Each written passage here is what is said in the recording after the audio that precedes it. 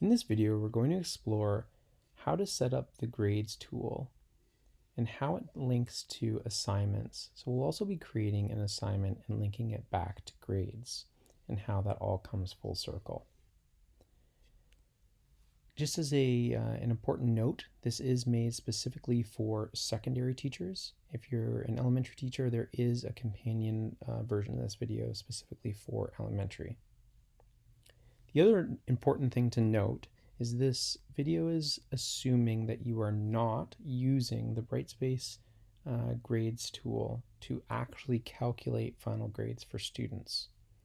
The assumption is that it's actually being used instead as a way for students to go to the grades tool and just see what they've gotten on all of their assignments that have been marked in Brightspace, as well as the feedback given to them.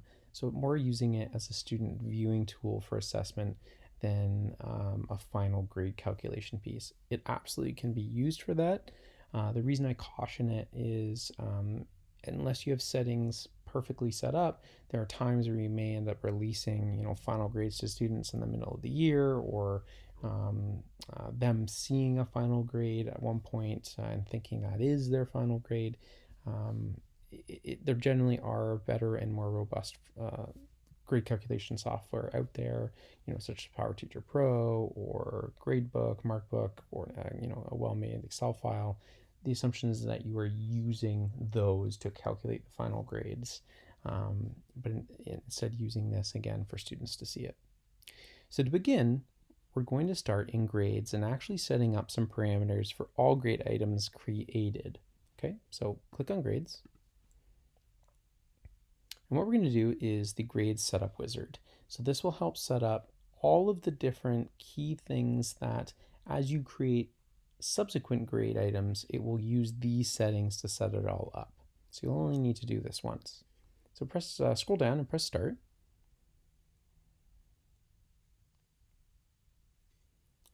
Now the first one is just asking you, do you want me to use a grading system that is just sort of a points, all out of, a final grade of points, or do you actually want me to weight things? Now I realize in secondary we use weighted systems through Kika and different weightings for coursework versus culminating work. But as I said, we're not actually trying to calculate a specific mark in this that you would be using for a report card. So I generally always choose points. Just that way, again, it's more of an individual assignment basis. And again, I would take that assignment and add that mark into my gradebook elsewhere. But this also still creates a great final piece that, all of the, if you do 10 discussions and 2 assignments and it spits out a mark out of 240 points, you get to kind of see, that student did 84% on all of the blended learning content that I used through Brightspace. That's just another great point of contact for assessment as an observational piece as part of your triangulation. So stick with points, keep that clicked, press continue for step 2. And in step 2, it's simply asking, do you want just at the end of all this for me to spit out a final calculated grade, or do you want to have something where, it's modified? In general, you want to just keep it as calculated. The other thing to note is the automatically released final grade is grayed out. It's grayed out because this is not an automatic option that we have set up in the system, and for good reason. Basically, this is just, it's set up in a way that it will never release final grades automatically to students. You would actually have to go into the grades tool and ask it to release the final grade for a student to see. And when I say final grade, I mean literally the final grade for a course, not individual grades on assignments. So it's grayed out because it is it's set as default to never release that final grade to a student unless you force it to. So press continue. We're going to keep it as calculated final grade. This is an important one where I would make a change. So right now it's set up that any ungraded item is set as 0. The problem with that is when you go to create an assignment, once it's made, all of those will be counted as 0 against each of the students because it is an ungraded item. Although they haven't submitted it, it will still treat it as 0. And the concern there is students may end up discouraged, thinking that they did get 0 on it, or don't understand why they got 0. So you get several emails. I would always click on drop ungraded items. That way it doesn't give zeros out for something that isn't submitted. And if something, doesn't come in and it's late or whatever, you can always go in and add a 0 yourself. This part is just for you. Automatically keep final grades updated. So if you'd like to see a running tally of, overall what they've gotten on all of the things that they've, a overall average as just another assessment point for yourself, then you would keep that checked. I generally keep it checked just as something that I can look at as I go as part of my observational assessment. Press continue. Step 3, we're just going to stick with the default. We want it as a percentage. So what that will mean is anything that you mark, it will always give it a percentage mark as well. So, a student gets 16 out of 20, it will show that 80% as well as the 16 out of 20 to the students. Let's press continue. We're just going to keep it as default. We'll keep it at 2 decimal places. So we continue. So as you can see, although it's 7 steps, most of this is actually default. And this is the other page where we do want to make some changes, specifically right here. So this is actually the 3 different options provided for whether a student can see certain parts of their mark or not. By default, they actually can't see anything. So if they go into the grades tool and none of these are checked, they won't see their grade. They won't see anything other than the descriptive feedback that you gave it. In general, we want our students to see what they're getting on things so that they can improve on subsequent assignments. So the first thing you want to check is points grade. You want them to be able to see, what did they get, out of 20. That's all that's saying is, what do you want me to show the grade? The next thing I would click on the grade scheme color. What it does is it actually colors the points grade. I believe it's green, yellow, or red. For the different types of levels that they kind of fit within. So if it's green, it's generally that level 3 or 4. If it's yellow, you're in that 1 or 2 area, and red meaning you were unsuccessful on the assignment. So it's just, another cue for the grade. And finally, I would also check grade scheme symbol.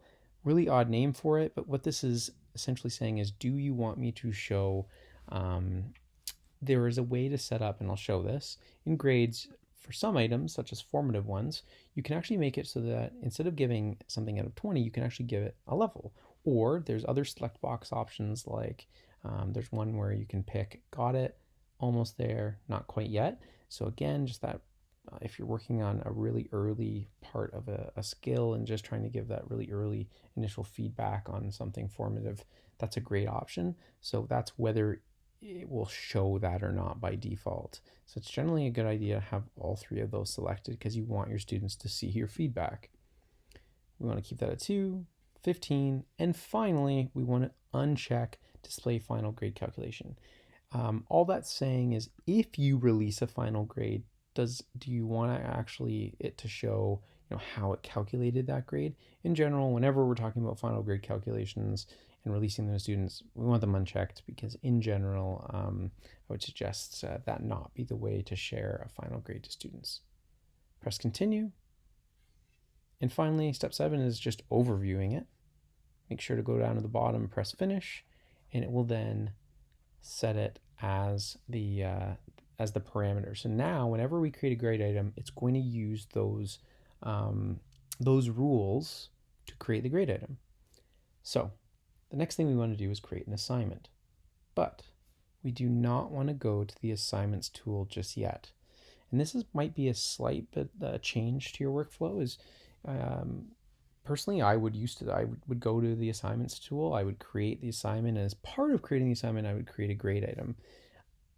That's not the best way to do it anymore. The assignments tool has changed slightly. They've updated it, and it's sort of taken away a few options. So we want to change how we do things.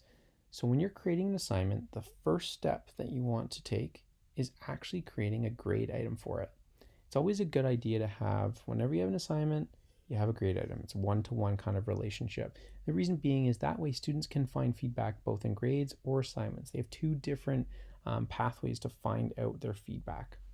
So let's create an assignment. Our first step, we're going to click on grades, and we'd actually go to manage grades, and we want to create a new grade item. Click there. this is the different ways that you can mark that grade item. This was the one that I was just talking about. It's called select box. This is the one where you can give levels. Again, there's that one select box where it's like got it, not quite yet, or almost.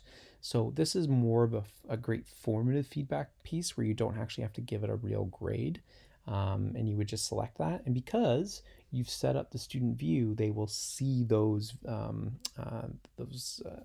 levels or whatever else that you pick for that. So I'm not going to be selecting this, but just know that is an option. Instead, we're going to go to numeric, where most secondary students and teachers are going to be using this. So click on numeric. And at that point, we're just going to set it up. So create a name for your grade item. In general, I would always suggest name your grade item the same thing that you're naming your assignment. That way, they always line up both for you and in the system. It's cleaner as well. So in this case, I'm just going to call it test 1. Now, if it's a really long name, so like Romeo and Juliet, Act 1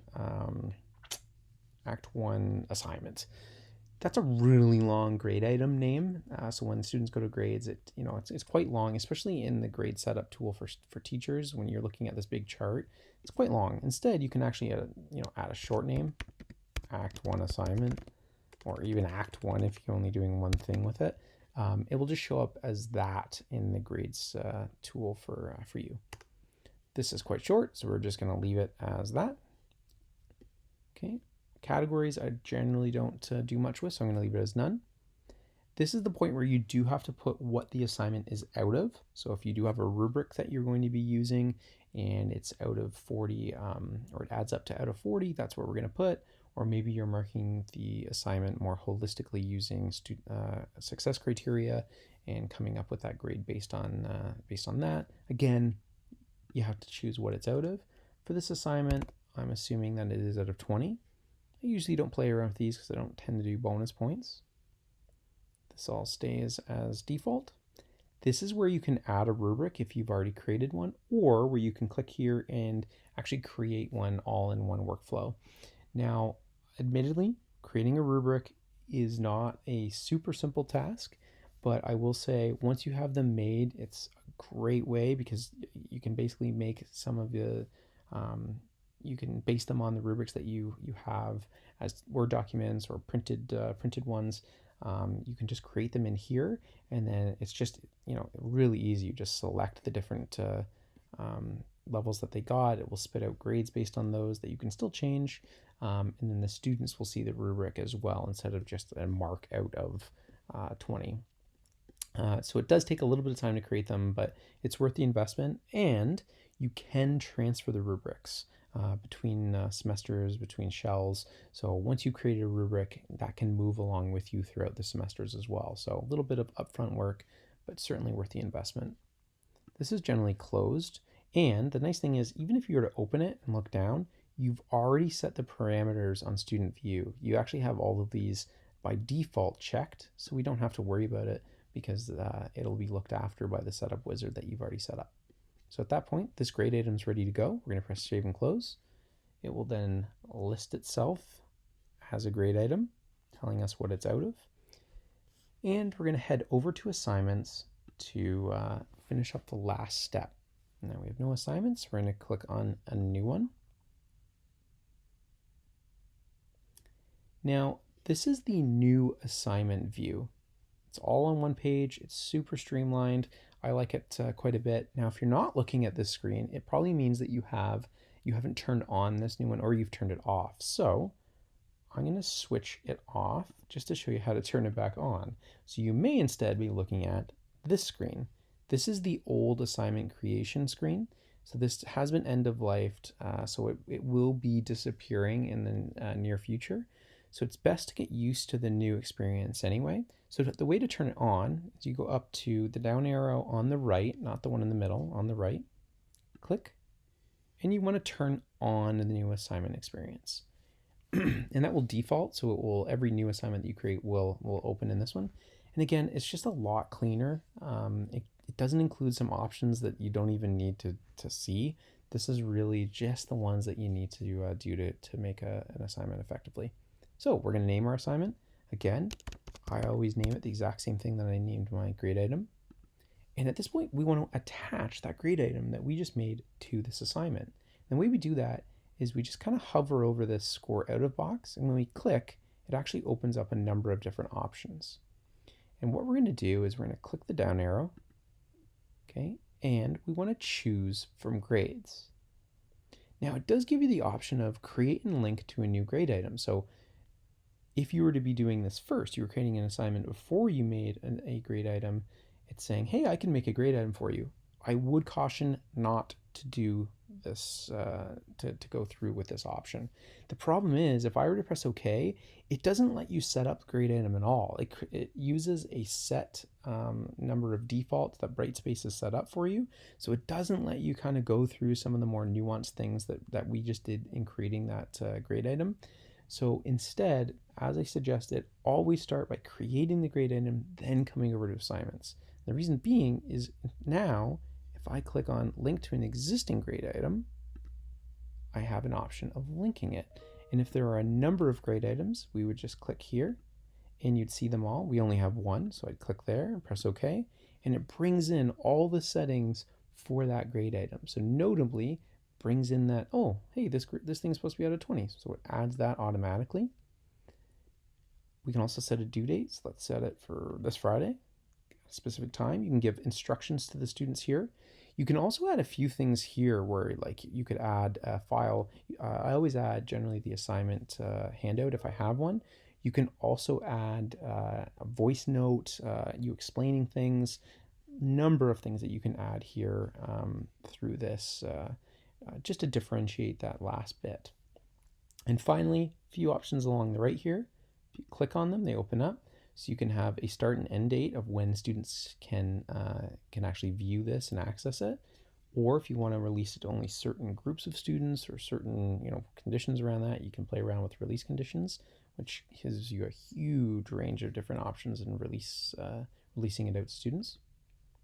For submission and completion, pretty simple, but it's basically asking, do you want them to be able to submit as many files as they want, or only one file? If you only want one file coming in as like one essay, not an essay plus works cited plus maybe you have it set that you only really want it all as one, you can do that. And finally, evaluation and feedback. You can add a rubric again here if you forgot to add it in the grade item. If you had it in the grade item, it should show up here automatically because it was pulled over using that grade item. And you always want to make sure, this is by default, but just make sure this is checked. You want use of those annotation tools for your own assessment practice. Okay, you can turn it to visible or not visible. We're going to leave it visible because we want our student to see it.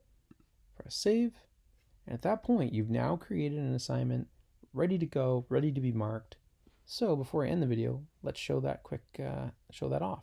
So I'm going to switch over to a student who's actually in this class and scroll down, and we're going to go into that shell. Now the student goes to assignments and they will see the test 1 assignment that we just made. They can see they haven't submitted it yet. They'll click on it. Here is where they'll see the video view or voice notes or anything else. I didn't send any of that, so it's not here. This is where they submit it. So I'm going to upload a random test file that I've made. They can add some comments if they want, and they will submit it. So now that's ready. It's gone to the educator for marking. So let's switch back over to the educator account. I'm going to click on assignments again. You're going to notice it's now been submitted. This will show how many kids are in your class. So in this case, it's a very small class of 1. So my 1 student has submitted it, so I got everybody. Just so you're aware, that just means that there is a grade item attached to it. So in general, you're always going to want those attached to an assignment. So to mark this, you actually just click on the name. It will open up a list where all of your students will be listed here in their individual submissions. When you're ready to mark them, you click on the evaluate button. So this is going to evaluate this test student. And to take a look at the document, you just click on the document and it will open up right here. And this tool gives you a ton of annotation things where you can highlight things, you can put sticky notes, you can leave a bunch of stuff. There is another video that's all about the assessment tools that you can view. Along the right here is where you would see the rubric. You'd click on it, it would open the rubric, and you can mark it all right there. This is more of a holistic marking, so let's assume I read through it, I've got my success criteria, and I have gauged that it's out of 16. So again, it's going to show to the student that they got 16 and 20, also show them percentage because we set all that up in the grade item. This is where you can leave descriptive feedback for them. You can also leave a voice note or a video if you want. And when you're ready to release that to the student, you're going to publish it. And at that point, it's now been released to the student to see once it loads. So let's switch back over to the student just to take a look at what that looks like. So when I click on grades as the student, they can see, oh, I got 16 out of 20, gives them the grade overall 80%. And then obviously this would be a lot more in detail, but they can see their overall feedback. Now, if you left a voice note or really particular things, or if they want to see how you marked up the document, they do have to go to the assignments to do that. So same feedback, but they can actually click here, and that's where they can actually see how you've marked up their document and that type of thing. So it is important for you to describe to their students. This shows an overall snapshot of the grades, but if they want to get that important assessment feedback so that they can improve, it is important they go to assignments and actually read the feedback. Okay. I hope that this has provided you a good workflow for how to set up grades and assignments.